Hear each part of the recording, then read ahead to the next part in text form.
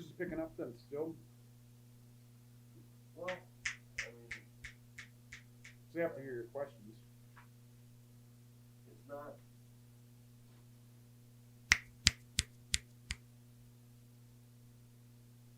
I may just sit over here. Hmm.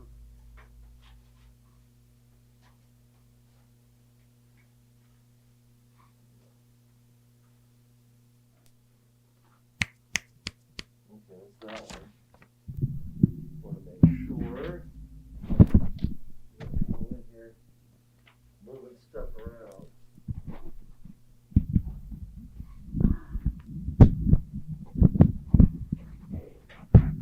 I hate this whole setup. All of my input on how it should be done was They didn't accept it, huh? no, and now it's this.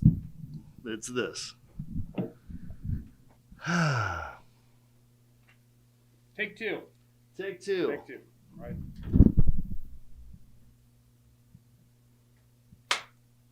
All right. That was another one that I didn't want.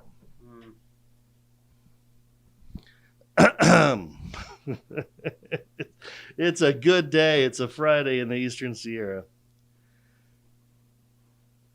So I'm speaking with Chris Leonard. Are you the organizer? I am the organizer. For the Owens River annual river cleanup. Let's just start it all over again. So this is Bill Snyder, Alt 92.5, the Sierra Wave. I'm with Chris Leonard, the organizer for the Owens River annual cleanup. So Chris, tell me about the annual cleanup. When is it? What's it about? How to get started? All the good stuff that you want to say. Thank you, Bill. Thank you for having me. It's important to get word out about these events. Trash is our kind of used to be more hidden enemy, but pretty obvious enemy in the Eastern Sierra these days. And so the cleanup this year is scheduled for Saturday, May 1st. It's usually scheduled in February, but this year it was moved back to May. I could not get clearance from Inyo County, the powers that be, to have it back in February. The voices in my head also told me that having a cleanup during the apex of a major pandemic was probably not a great idea. So it started 2014. Just a brief history of it is, I'll tell you, where this idea came from. And I don't have the monopoly on organizing cleanups, nor did I invent this idea myself. But I was fishing by Barlow Street, fly fishing, and I came across some spent duck hunting shells, shotgun shells, and I looked at them and figured these don't belong here. It's advertising duck hunting to the fly fishers that come here. I selfishly thought it's time to hide the duck hunting from Southern California fly fishers. So I figured, well, I'm going to take these with me. And then I figured, I'm not going to do this alone. I'm going to organize a cleanup. So my buddy Joe Lemire, he organizes the Rush Creek cleanup in conjunction with Andrew Jones up at Silver Lake Resort. And so that idea came to my mind. If Joe does one up at Rush Creek, I can do one on the Lower Owen. So and I spent some thought of who to call and who to get in contact with. And Joe Pesci's name came to my mind. Everyone knows Joe, right? Yes. Yeah. Great guy. And so being, kind of the fatherhead of California Waterfowl Association, I figured, well, if we're talking about duck shells, we're gonna go to the duck hunting organization in town. And I asked Joe for some minor funds, for breakfast and lunch for the volunteers. And I hit up businesses for swag, for raffle prizes for everyone who wanted to show up and help out, kind of little carrot to get some volunteers to show up. And that first one was February, well, it would have been the second Saturday of February 2014. And we were talking earlier, Bill, you and I, about strategic placement of the event. And I originally scheduled it start of February to follow immediately after duck season. So I figured, hunters that leave their shells around, well, this is the appropriate time to have the cleanup. And it's come up in conversation over the years with other people about maybe I should have it after Blake Jones tournament, because Blake Jones tournament, some of their guests can leave a mess on the river. I'm actually thinking maybe next year for 2022, have it the exact weekend of Blake Jones. That way we can be visible and showing those people that are here to fish to actively clean up after themselves and pick up their trash. So it happened this year in May, just as a matter of fate, right? Fate controlled a lot of our lives the last 13 months. Boy, that's a fact.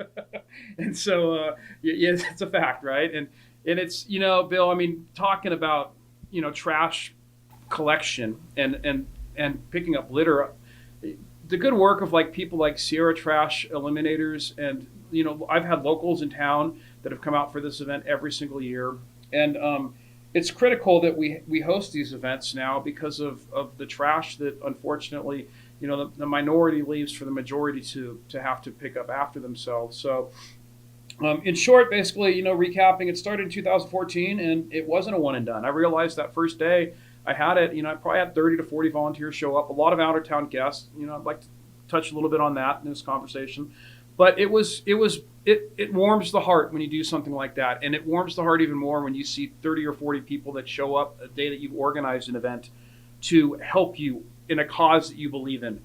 Our last one, 2020, was right before the pandemic crisis. And so I probably had about 100 people last year. It was a major turnout. And because as you do these things, they grow and word gets out and people, a lot of the same misfits show up every single year. So it's great. And it's grown. And it's the point now when, February came around and I was asking the powers that be, can I do this? And they said no. And I'm actually thinking in my head, well, maybe this is my opportunity to tuck out and let someone else do this thing. Because there is a good amount of work. I mean, I'm full-time employed already as an educator at Mammoth High School. I have a job. I teach fly fishing, guide on the side. And so for this, it's just another thing on my plate. But I realized, well, if I'm not going to do it, who is? So, I started to get the ball rolling, and the paperwork trail this year was mind-blowing. So LADWP does not want me to host this event without having to produce for them massive amounts of paperwork, which is understandable, right? Insurance liability, stuff like that. So they don't want someone getting injured on their land during an event like this and sue them. So I don't fault them at all for asking of me to get liability insurance. I'm insured through CWA for this. But here we are 2 weeks away from what will be, I suppose, I got to think about this, I think the 8th consecutive annual cleanup. You mentioned it takes place now with the calendar change the week after the official trout opener, which I guess on the Owens River really doesn't apply much, does it? Isn't it year-round trout fishing now in the Owens River, or has been? It's a great question, Bill. And we were chatting before this about, strategically thinking about it this year before trout opener. And so here in Bishop, I've said for years, and I'll say it to you guys here in Bishop, that the greatest thing about living in Mammoth is its proximity to Bishop, because when I don't like winter, I can come off the grade and come down here and escape it. And one of the beauties of that is that there's fishing here year-round. And so the fish miss, a lot of people hate that term, right? Their ears cringe when they hear it. So let's just call it traditional fishing opener. Okay. Yeah, when that opens the last Saturday of the month, does it affect parts of the Owens? Not really, because it's been fishing for the duration of winter, right? However, it does bring a certain amount of people to the area. Let's be honest, there's an electric buzz to the fishing tradition opener, right? It gets people excited. Hey, the weather's warm, it's time to go up to fish in Bishop. So maybe they've been putting it off for several months and now is the time. And I think that I agree with your statement when we were chatting about this, that the timing this year is actually, and I didn't even really think about this, that a week after opener is not a bad thing, because there will be, you find the same stuff every year. You find empty beer cans, you find empty beer bottles, you find spent worm canisters, you find trilene, you find the awkward stuff too, an old swamp cooler. It's just, there's the way this event works. So everyone shows up about 8 a.m, and Trout Unlimited picks up the bill for breakfast. Great Basin Bakery cuts them a deal.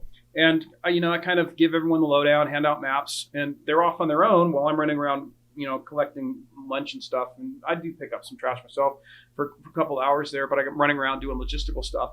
And then when I come back at noon, people start to show up around 11:45 with their goods, and we just laugh and joke almost in kind of in a disbelief about what some of these people find. And it's a collection of absolutely everything you can imagine.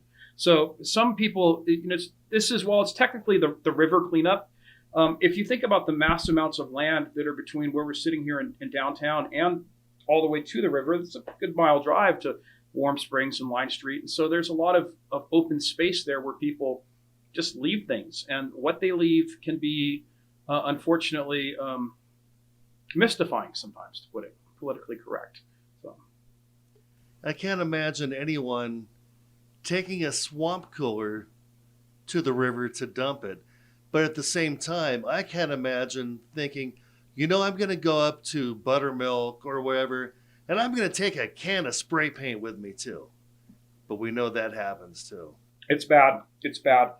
And I mean, we've come to the point now, Bill, where I so much admire the work of the locals around here that are taking ownership of cleaning up our land, basically, which is public land, and it warms the heart. And extending up on this thought of the good work of the locals, I mean, something that makes the river cleanup that I organize a little bit different, also, which I think is super fundamentally important to this conversation, is that I attract Southern Californians.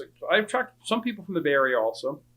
And they come here and spend their own money on gasoline and lodging and food for volunteer tourism. And they come here, it's pretty cool to see, to spend their time cleaning up our national lands, our public lands. And I just had this realization, really. It didn't really hit home until this organization of this cleanup, because a lot of things changed over the course of the last 13 months.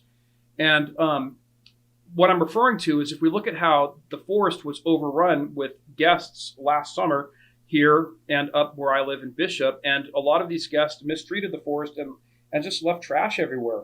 And the message that sends, right, that this is a resource not to be taken seriously, is the wrong one. And there's the flip side of that is Southern Californians that don't agree with that statement. And to me, I do the math in my head.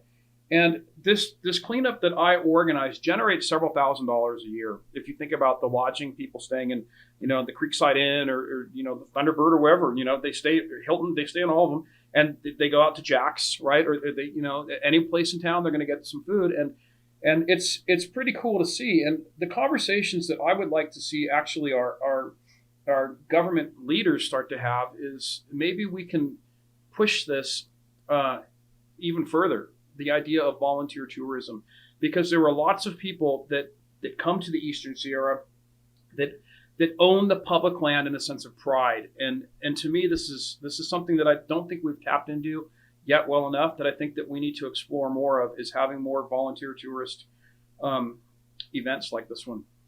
And then a raffle also. So this is the really cool thing, Bill. And this is, to me, I mean, obviously, I've been spending a lot of time thinking about this right now, because we're game time, right? We're just at the time of this interview, two weeks and 1 day out from this thing, and so it's getting to crunch time.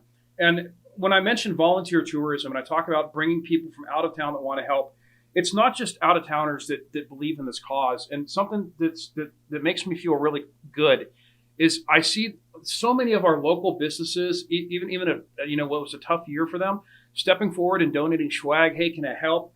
I get random people on Facebook that I've never met in life saying, how can I donate to this cause? I say, well, buy $100 worth of gift certificates from a local business, 4 $25 gift certificates, and I'll raffle them off. So I've collected to the point now where I'm telling people I don't really need more swag. So people don't show up to this to win a fly rod or a $25 gift certificate for Kittredge or Giovanni's or Tap House kicked in a gift certificate.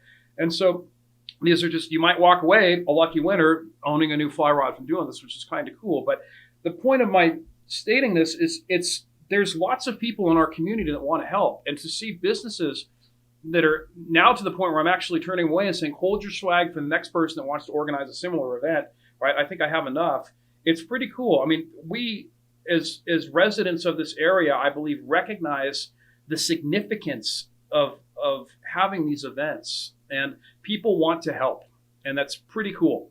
Chris, I appreciate you organizing this, keeping it going, surviving through the pandemic, keeping the event happening.